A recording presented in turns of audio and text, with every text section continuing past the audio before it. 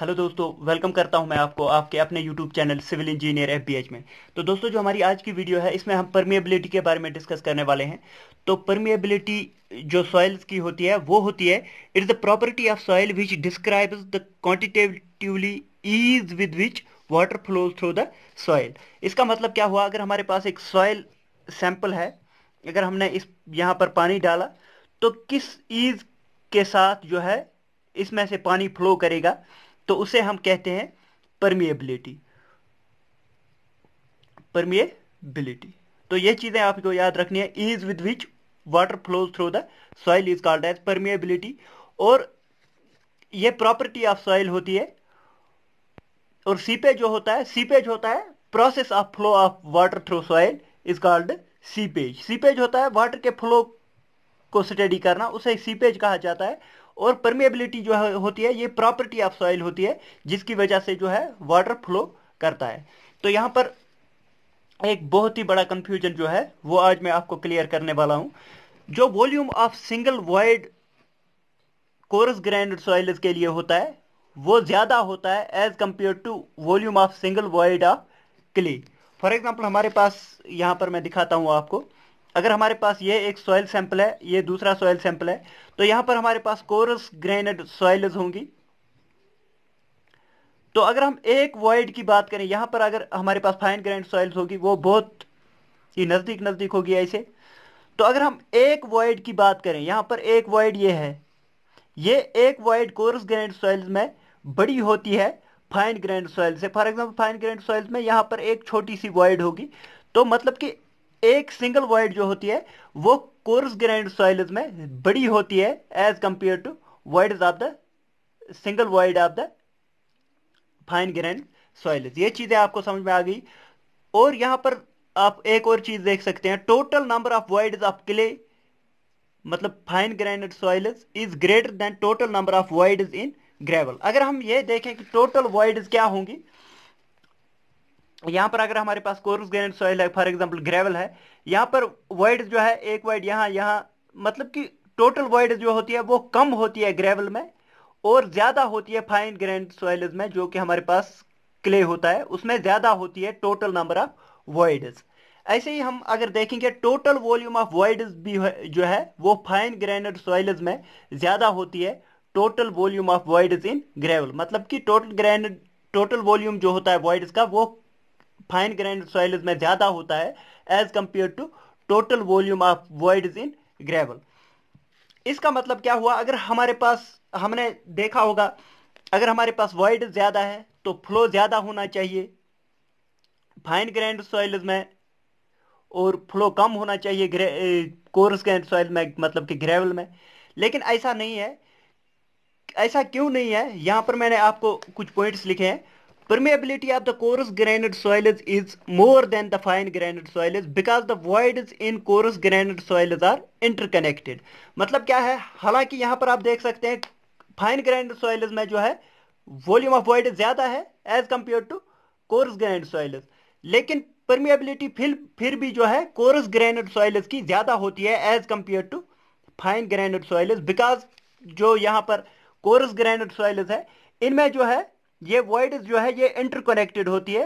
मतलब कि ये एक चैनल जैसी फ्लो करती है, जैसे ही हमने पानी यहाँ पर डाल दिया तो इसमें से जल्दी से फ्लो हो जाता है। तो परमिएबिलिटी इसकी ज्यादा होती है कोरस ग्रेनाइट सॉइल्स की, क्योंकि यहाँ पर वॉइड्स जो है इंटरकनेक्टेड होती है। ये पॉइंट क्वेश्चन एग्जाम्स में पूछा जाता है कि परमिएबिलिटी जो है किन सॉइल्स की ज्यादा होती है। तो कोरस ग्रेनाइट की सॉइल्स की ज्यादा होती है क्योंकि वहां पर जो है वॉइड्स जो है इंटरकनेक्टेड होती है, इंटरकनेक्टेड वॉइड्स की वजह से यहां पर होती है। और यहां पर आप देख सकते हैं in fine grained soils permeability is less because the voids are not interconnected. जो फाइन ग्रेनाइट सॉइल्स होती है यहां पर परमिएबिलिटी जो है वो कम होती है, क्योंकि जो हमारे पास वॉइड्स है इंटरकनेक्टेड नहीं होती है। मतलब कि यहां पर एक वॉइड है, ये दूसरी वॉइड के साथ कनेक्ट नहीं है। मतलब कि अगर हम पानी यहां पर डालेंगे भी, इस वॉइड में पानी चला गया लेकिन आगे नहीं जा सकता, क्योंकि यहां पर जो है वॉइड बंद है, ये इसके साथ कनेक्टेड नहीं है। तो ऐसा आप देख सकते हैं कि परमेबिलिटी कोरस ग्रेनाइट सॉइल्स की ज्यादा होती है और फाइन ग्रेनाइट सॉइल्स की कम होती है। हालांकि जो टोटल वॉल्यूम ऑफ वॉइड्स है वो फाइन ग्रेनाइट सॉइल्स में ज्यादा होती है as compared to total volume of voids in coarse grained soils. तो ये आपको एक कंफ्यूजन मुझे लगता है क्लियर हो गया होगा। अब आप देख सकते हैं यहां पर जो हमारे पास एक सॉइल सैंपल यहां पर लिया है हमने, इसके साथ हमने यहां पर दो जार्स कनेक्ट किए हैं। तो ये हमारे पास सॉइल सैंपल है यहां से यहां तक, length of soil sample L है। और यहां पर आप देख सकते हैं इस जार में वाटर की लेवल जो है यहां तक है, और इस जार में वाटर की लेवल जो है यहां तक है। तो हमारे पास यहां पर H1 है हेड, और यहां पर हमारे पास हेड है H2। तो हेड लॉस अगर हम देखते हैं तो हेड लॉस होता है डेल एच के इक्वल, डेल एच से हम डिनोट करते हैं हेड लॉस को। तो वो होता है H1 ये हेड माइनस ये हेड, क्योंकि फ्लो ऑफ वाटर जो होगा वो हाई हेड से लो हेड की तरफ होगा। तो हेड लॉस होता है H1 माइनस H2, क्योंकि यहां पर जो है हेड ज्यादा है और यहां पर हेड कम है। तो फ्लो इस साइड से चला जाएगा, वाटर फ्लो सॉइल से इस साइड से चला जाएगा। अब आ जाते हैं नेक्स्ट नेक्स्ट जो है इंपॉर्टेंट पॉइंट, वो है हाइड्रोलिक ग्रेडियंट, जो हम आई से डिनोट करते हैं। हाइड्रोलिक ग्रेडियंट किसके इक्वल होता है? वो होता है del H head loss upon length of soil sample. तो डेल एच होता है, डेल एच हो गया H1 minus H2 upon L हो गया लेंथ ऑफ सॉइल सैंपल। तो यहां पर हमारे पास आ गया hydraulic gradient I is equal to H1 minus H2 upon L. तो अब हम देखते हैं डार्सीज लॉ जो होता है। डार्सीज लॉ जो है वैलिड होता है लेमिनार फ्लो के लिए, ये आपको याद रखना है। लेमिनार फ्लो के लिए डार्सीज लॉ वैलिड होता है। और अगर आपको कभी कभार ये भी पूछा जाता है कि डार्सीज लॉ किसके लिए वैलिड है, तो वो लेमिनार फ्लो के लिए वैलिड होता है। और coarse silt and fine sand के लिए वैलिड होता है डार्सीज लॉ। ये भी कभी कभार क्वेश्चंस में पूछा जाता है कि डार्सीज लॉ किस चीज के लिए वैलिड होता है, वहां पर डिफरेंट दिए होते हैं कोर्स सैंड कोर्स ये। तो वहां पर आपको याद रखना है कि कोर्स सिल्ट और फाइन सैंड के लिए डार्सीज लॉ वैलिड होता है। तो डार्सी जो है इसने एस्टेब्लिश किया था relationship between velocity of flow and hydraulic gradient. तो इसने बताया था कि velocity is directly proportional to hydraulic gradient I. तो velocity is equal to K into I. K जो होता है कांस्टेंट ऑफ प्रोपोर्शनलिटी होता है, आपको पता ही होगा। के होता है कांस्टेंट ऑफ प्रोपोर्शनलिटी, और के को हम कहते हैं कोफिशिएंट ऑफ परमिएबिलिटी। के को कहते हैं कोफिशिएंट ऑफ परमिएबिलिटी। तो कोफिशिएंट ऑफ परमिएबिलिटी जो होता है वो कोरस ग्रेनेड सॉइल्स के लिए ज्यादा होता है और फाइन ग्रेनेड सॉइल्स के लिए कम होता है। तो यहां पर आप देख सकते हैं ये जो हमारे पास वैल्यू है ये आ जाती है V इज इक्वल टू के आई। यहां पर आप देख सकते हैं ये आई जो है ये हाइड्रोलिक ग्रेडियंट के इक्वल होता है। हाइड्रोलिक ग्रेडियंट आपको पता ही है, वो होता है H2 minus H1 upon L. तो H2 माइनस H1 जो होता है ये भी लेंथ के इक्वल होता है और ये भी लेंथ के इक्वल होता है। तो यहां पर आई का जो यूनिट होता है वो कुछ नहीं होता है, आई का कोई यूनिट ही नहीं होता है। मतलब कि यहां पर परमिएबिलिटी कोफिशिएंट ऑफ परमिएबिलिटी और वेलोसिटी का जो यूनिट होता है वो सेम होता है। वेलोसिटी का यूनिट होता है मीटर पर सेकंड या सेंटीमीटर पर सेकंड डिस्चार्ज के केस में। तो यहां पर आप देख सकते हैं इसका भी यूनिट वही होगा जो वेलोसिटी का यूनिट होगा। मतलब कि अगर वेलोसिटी हमारे पास मीटर पर सेकंड में है तो यहां पर डिस्चार्ज कोफिशिएंट ऑफ परमिएबिलिटी का यूनिट भी है, वो भी वेलोसिटी के इक्वल ही होता है। K unit same as velocity, same as velocity, क्योंकि आई का जो है हाइड्रोलिक ग्रेडियंट का कोई यूनिट नहीं होता है। तो डार्सीज लॉ में इतना ही आपको जो है याद रखना है। और इसके बाद और एक चीज आ जाती है, उसे हम कहते हैं, ये जो यहां पर वेलोसिटी दी होती है इसको हम कहते हैं डिस्चार्ज वेलोसिटी। ये भी आपको याद रखना है। डार्सीज लॉ में हम जो वेलोसिटी के लिए कैलकुलेशन करते हैं वो होता है डिस्चार्ज वेलोसिटी।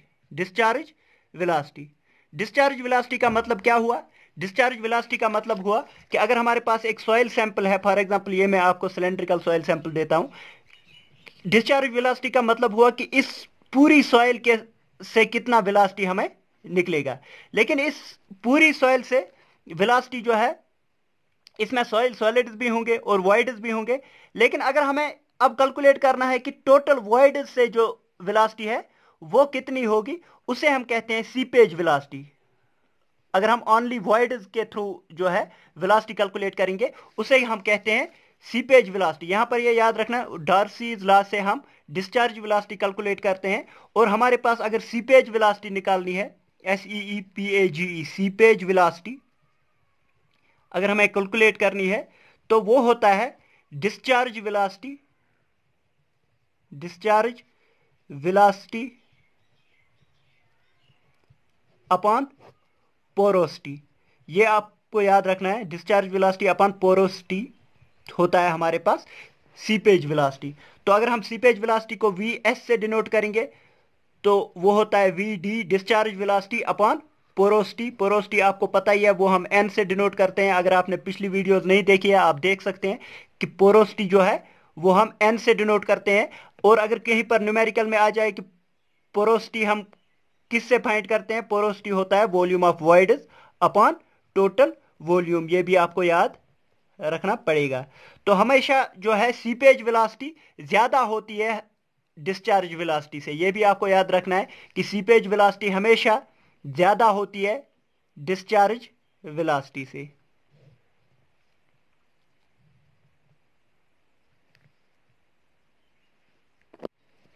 तो जो हमारे पास ये सीपेज वेलोसिटी होगी ये हमेशा ज्यादा होगी डिस्चार्ज वेलोसिटी से, क्योंकि हमारे पास जो है पोरोसिटी हमेशा जो है 100% से कम होती है, क्योंकि पोरोसिटी की जो वैल्यू होती है वो हमेशा 1 से कम होती है, इसीलिए जो है सीपेज वेलोसिटी ज्यादा आ जाएगी। और अगर हम अब यहां पर देखेंगे, अगर हम सीपेज वेलोसिटी को डायरेक्टली प्रोपोर्शनल करेंगे हाइड्रोलिक ग्रेडियंट के, जैसे यहां पर था डार्सीज लॉ ने पहले ही बता दिया था velocity is directly proportional to hydraulic gradient, तो हम सीपेज वेलोसिटी को भी डायरेक्टली प्रोपोर्शनल कर सकते हैं हाइड्रोलिक ग्रेडियंट से। तो यहां पर हमारे पास VS is equal to K into I, लेकिन यहां पर हम सीपेज वेलोसिटी के लिए KP लगाते हैं। तो इस P को हम जो है, यहां पर हमने K को नाम दिया था कोफिशिएंट ऑफ परमेबिलिटी, और यहां पर जो KP को हम नाम देंगे उसे हम नाम देंगे coefficient of percolation, coefficient of percolation. तो ये भी आपको याद रखना है, केपी यहां पर होता है कोफिशिएंट ऑफ परकुलेशन। और यहां पर आप देख सकते हैं हमारे पास अगर कोफिशिएंट ऑफ परकुलेशन की वैल्यू हमें निकालनी होती है तो वो होती है coefficient of permeability upon porosity. अगर हमें कोफिशिएंट ऑफ परमिएबिलिटी की, परकुलेशन की भी जो है वैल्यू निकालनी है वो होता है coefficient of permeability upon porosity. तो यहां पर हमारे पास जो है डार्सीज लॉ कंप्लीट हो गया है। आई होप कि आपने जो की पॉइंट्स है वो आपने याद कर लिए होंगे कि क्या क्या हमें याद रखना है। तो थैंक यू दोस्तों, thank you for watching the video.